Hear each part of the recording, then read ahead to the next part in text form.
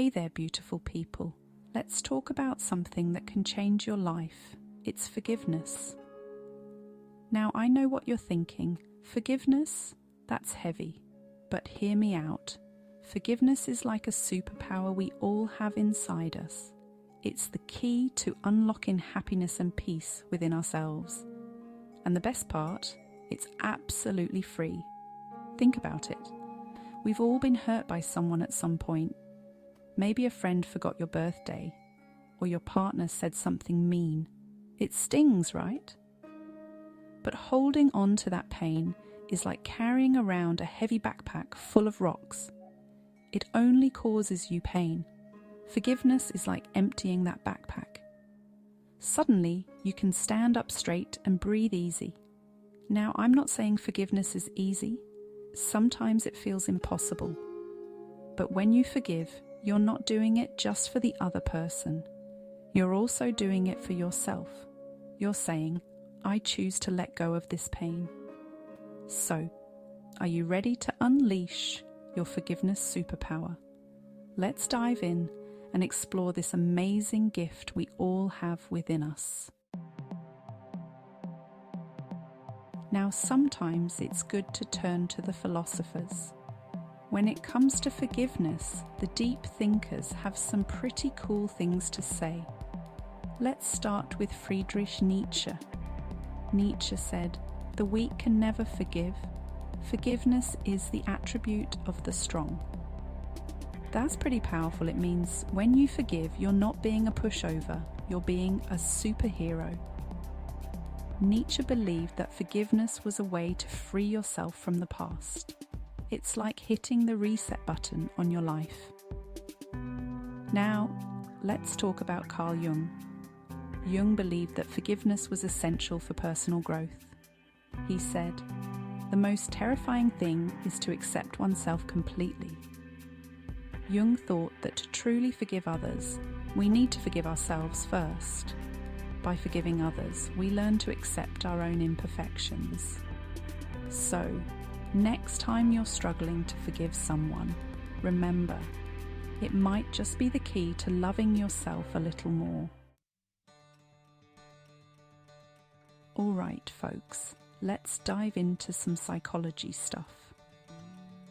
We're going to talk about Martin Seligman. He's known as the father of positive psychology. Seligman believes that forgiveness is a crucial part of living a fulfilling life. It's like the secret ingredient in the recipe for happiness. Seligman talks about something called learned optimism. It's the idea that we can train our brains to look on the bright side. And guess what? Forgiveness plays a big role in this. When we forgive, we're choosing to focus on the positive rather than dwelling on the negative. Seligman's research shows that people who practice forgiveness are generally happier and more satisfied with their lives. They have better relationships, less stress, and better health. So, next time you're feeling down or holding on to a grudge, try a little forgiveness. It might just be the mood booster you need. And the best part? No prescription required. The hidden toll of holding grudges. Holding grudges might feel good in the moment, like eating a whole tub of ice cream. But just like that ice cream binge, it comes with some not-so-sweet consequences. When we hold on to anger and resentment, it's like we're drinking poison and expecting the other person to get sick. Remember that heavy backpack full of rocks? Holding grudges is like carrying it all day, every day. It affects everything in your life. Your relationships suffer because you're always on guard. Your work suffers because you can't focus.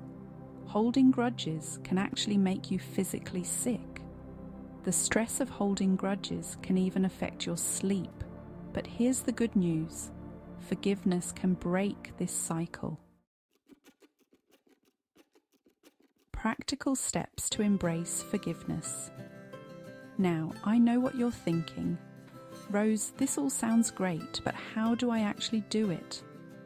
Well, it can be challenging, but let's talk about some practical steps to embrace forgiveness. First, acknowledge your feelings. It's okay to be hurt or angry. Forgiveness doesn't mean pretending everything's fine. Recognize those feelings and choose to let them go. Try to see things from the other person's perspective. Understanding them can make forgiveness easier. Have some empathy. We're all human and we all make mistakes. Think about a time when you've hurt someone else. Didn't you want forgiveness then? Maybe your act of forgiveness will inspire them to be kinder. A path to mental and physical well-being. Let's talk about the amazing and positive things that can happen when you choose forgiveness. It's hugely beneficial for your well-being. When you let go of grudges, it's like lifting a blanket of negativity. Suddenly, everything feels lighter and brighter. Your mental health gets a major boost. You'll find yourself smiling more, laughing easier, and generally feeling more positive about life, improving your relationships with friends and loved ones. Forgiveness is like a spa day for your mind. It reduces stress, anxiety, and depression. But it's not just your mind that benefits. Your body will thank you too. Remember how we talked about grudges making you physically sick? Well, forgiveness is the antidote. Your blood pressure goes down, your immune system gets stronger, and your heart gets healthier. So, next time you're tempted to hold on to a grudge, remember, choosing forgiveness isn't just good for your soul, it's good for your whole body too. Embracing forgiveness for a brighter future. We've explored the power of forgiveness, from ancient philosophy to modern psychology.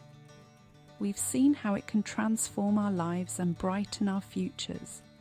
But knowing about forgiveness isn't enough. We need to put it into practice. Like a gym membership, it only works if you use it.